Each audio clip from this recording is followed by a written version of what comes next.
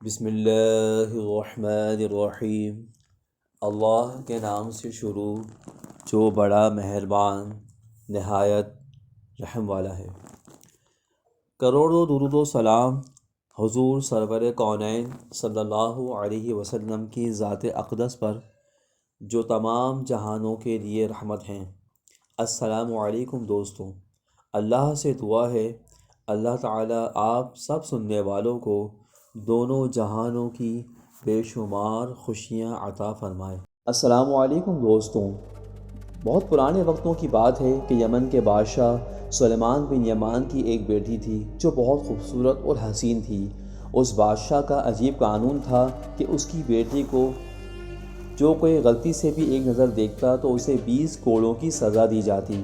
ایک دن شہزادی محل کی سیر کو نکلی تو محل میں کام کرتے ہوئے ایک غریب خادم کی نظر شہزادی پر غلطی سے پڑ گئی اور اس محل کے قانون کے مطابق اسے 20 کوڑے مارے گئے، جس کی ضرب وہ برداشت نہیں کر سکا اور شدید بیمار پڑ گیا۔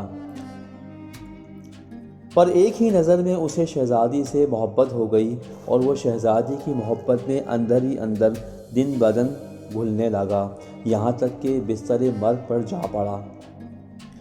پھر اس سے گھر میں فاقے ہونے لگے۔ اس کی بیوی نے پریشان ہو کر اس سے گفتگو کی اور گھر کے حالات کے بارے میں بتایا۔ پھر غلام نے دل برداشتہ ہو کر اپنی بیوی کو اپنے دل کا حال سنا دیا۔ بیوی نے کہا، تو ہلاک ہو، تو یہ کیا غضب کر بیٹھا؟ پر خادم کی بیماری دن بدن بڑھتی چلی گئی۔ پھر اس کی بیوی اس کی جگہ محل میں کام کرنے جانے لگی۔ ایک دن شہزادی نے اس کی بیوی سے پوچھا کہ تیرا شوہر کس حال میں ہے کہ تو اب محل میں کام کرنے آتی ہے؟ اس کی بیوی نے اپنے شوہر کا سارا ماجرا شہزادی کو ڈرتے ڈرتے سنا دیا۔ شہزادی نے حیران ہو کر کہا، خدایا وہ کیا غضب کر بیٹھا؟ پر شہزادی کو اس کے شوہر سے بہت ہمدردی ہو گئی۔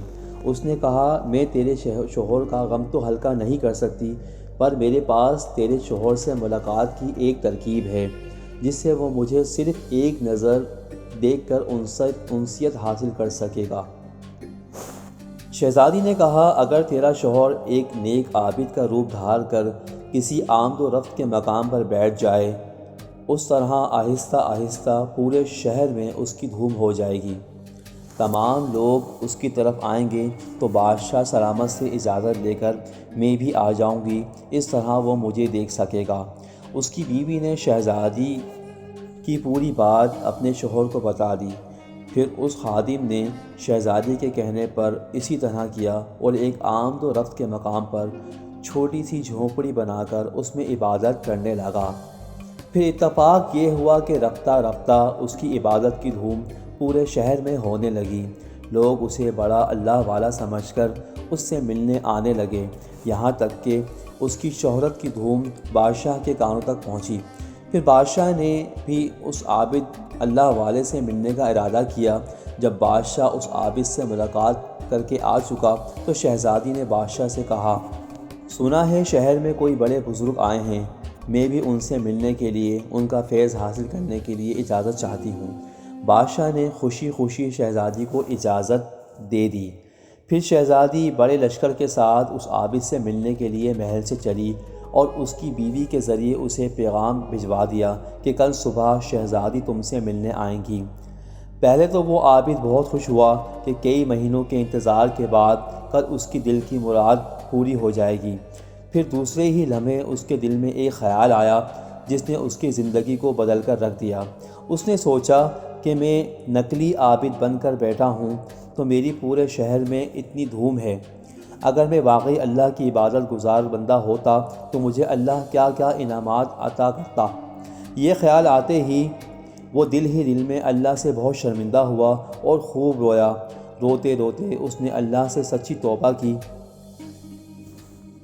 اور اپنی ریاکاریوں پر بھی دل ہی دل میں بہت شرمندہ ہوا اور اپنے عابد بننے پر بہت پچھتایا۔ پھر وہ وقت بھی آ گیا جس کا انتظار تھا۔ صبح ہوئی اور شہزادی اس عابد کے پاس آ گئی۔ شہزادی بہت دیر تک اس عابد کے پاس بیٹھی رہی، پر عابد نے نظر اٹھا کر بھی شہزادی کو نہیں دیکھا۔ پھر شہزادی نے اس کی بیوی سے کہا، اسے کیا ہوا کہ مجھے نظر اٹھا کر بھی نہیں دیکھتا؟ پھر اس کی بیوی نے اس عابد سے کہا کہ تیری خرابی ہو، تجھے کیا ہوا کہ شہزادی کو دیکھتا بھی نہیں؟ پھر اس عابد نے جواب میں کہا